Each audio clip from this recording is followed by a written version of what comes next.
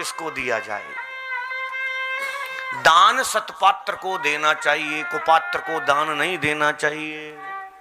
जिसको आप दान कर रहे हो ना, तो समझ लो ये दान सही जगह जा रहा है या नहीं जा रहा है, ये आपकी परख है। अब आपने, अब श्राद्ध पक्ष आएगा, अब श्राद्ध पक्ष में आप क्या करते हो, गाय के लिए रोटी निकालते हो। आपको गाय मिली नहीं, यहां पर आपने क्या किया, गेट के बाहर रख दी कि गाय आएगी और खा लेगी। अब गाय के लिए निमित्त रखा था और खा गया कुत्ता या गधा, तो गौग्रास लगा आपको, वो गौग्रास नहीं लगेगा।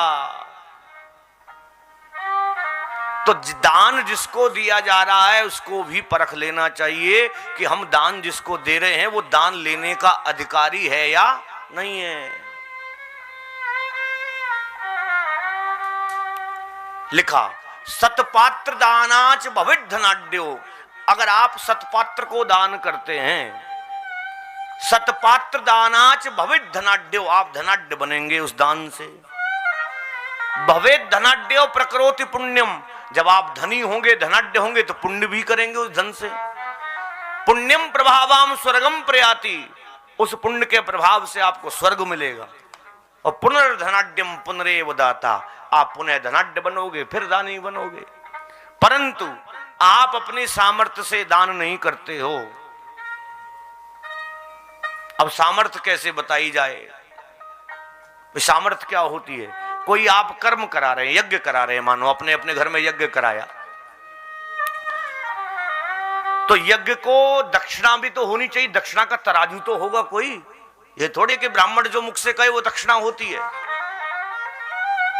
तो व्रतेन दीक्षा मापनोति, आपने कोई कर्म कराया उसकी दक्षिणा का तराजू है।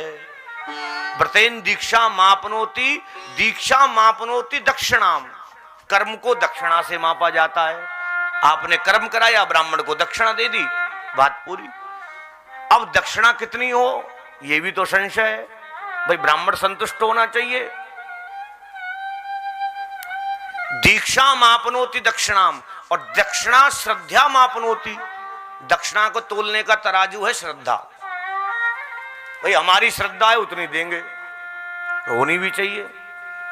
भाई बिना श्रद्धा के दिया गया दान भी कोई महत्व का नहीं। दक्षिणा श्रद्धा मापनोति, दक्षिणा को तोलने का तराजू है श्रद्धा।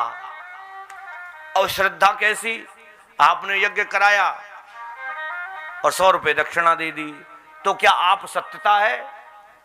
तो दक्षिणा के तराजू को भी, श्रद्धा का भी तराजू है तोलने का।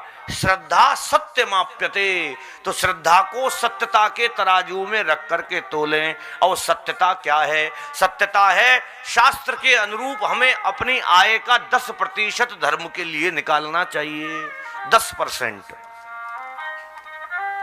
कितना संभव, जो 1000 रुपए प्रतिदिन कमाए उससे कहो भैया 100 रुपए दान कर दे, बड़ी खुशी से कर देगा।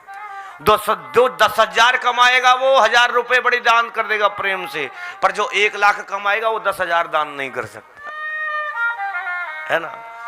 जो 1 करोड़ कमाएगा वो 10 लाख दान नहीं कर सकता है। और हमारे यहाँ तो बड़ी विचित्र, हम लोग तो बता रहे हैं इस चीज के बारे में, परंतु 2 जगह मुझे सबसे प्यारी सेवा लगती है गुरुद्वारे की। वहां ना किसी का नाम, ना कोई नंबर, ना कोई नंबर प्लेट, ना कोई नेम प्लेट, कोई ना किसी को माला, ना किसी को पटका। वहां एक केवल पात्र बना है, वो जाएगा चुपचाप अपनी जेब से निकालेगा, डाल देगा। ना उच्च पर्ची से मतलब है, ना किसी व्यवस्था से मतलब। वहां जाकर के राजा भी रंक है और रंक भी राजा है। राजा भी चप्पलें पहुंचता है और रंक भी चप्पलें पहुंचता है। राजा भी भोजन परोसता है और रंक भी भोजन परोसता है। ये व्यवस्था होनी चाहिए। आज हमारे मंदिरों की स्थितियां क्यों, भाई आपके सोसाइटी यहां तो सब अच्छा है, संपन्न है, दे रहे हैं, परंतु यहां से बाहर निकल करके देखें प्राचीन मंदिरों की स्थिति कैसी है। झाड़ू लगाने वाला कोई नहीं है। क्यों? क्योंकि हमने वहां देना बंद कर दिया। मस्जिद में कोई जाए, मस्जिद में कोई कहता है दान करो। आप मुसलमानों के घरों को देखना जाकर के, क्या होता है, घर की दीवारों पर प्लस्तर नहीं होता है, पर मस्जिद के लिए एकत्रित करके देता है। क्यों? उसे धर्म की वृद्धि करनी है। गुरुद्वारे में जाओ कोई नहीं कहेगा, फिर भी उन्हें धर्म की वृद्धि करनी है। क्यों? उन्हें पता है दशांश दान करना है। आप कितना भी कमाओ उसका 10% दान करना चाहिए। अब उसको दान को आप धर्म में लगाओ या सेवा में लगाओ, ये आपका निर्णय है, आपके ऊपर कोई बाध्यता नहीं इसमें। आप साल में 1 करोड़ कमाओ तो 10 लाख पहले ही रिजर्व करके रख लो कि इतना हमें उस तीर्थ में जाएंगे, वहां करें, जहां भी जाओ कुछ भी करो, आपका निर्णय है वो, कोई बाध्यता नहीं है इसमें, पर करो, करना चाहिए। दान से हमारा धन पवित्र होता है। इसके लिए बड़ा सुंदर श्रीमद् भगवद गीता में लिखा